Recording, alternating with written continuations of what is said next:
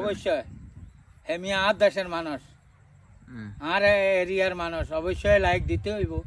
এটা হলো ভালোবাসা কেন? এই বিষয়টাকে তুমি কিভাবে দেখতেছো? এই ভালোবাসাটার ভিতরে কোনো ভেজাল নাই। প্রথম কয়েকদিন ইয়া তো ইয়া বাড়ি হ্যাঁ কি গেছি বুঝছেন না? বুঝছি। আঙ্কেল কোন দেশে থাকেন? আমি তো মাসকাটে থাকি। ছুটিতে আসছেন না? জি। লাইক দিয়ে সুবিধা করতে হারেন নাকি এটা কাহিনী কি? হ্যাঁ লাইক দিয়ে সুবিধা করতে হারেন নাকি এটা কাহিনী কি? এটার কাহিনী হচ্ছে যে আলোকে ঠিকভাবে কথা কইল না, কাজ আছে। হ্যাঁ মানে আমি লাইক কোকা দিতে হবে সর্বোচ্চ? লাইক দিত আমি আর যত ভিডিও দেখি এত ভিডিওতে লাইক দি।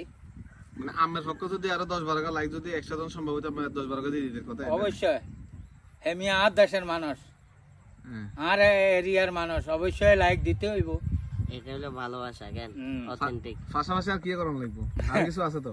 হ্যাঁ আরো কিছু আছে, আমারও দিকে আছে। একটা হচ্ছে কমেন্ট বক্সে যাই কেন কিছু লেখন, আর একটা হচ্ছে সার মারি দন। ঠিক আছে অবশ্যই দিব।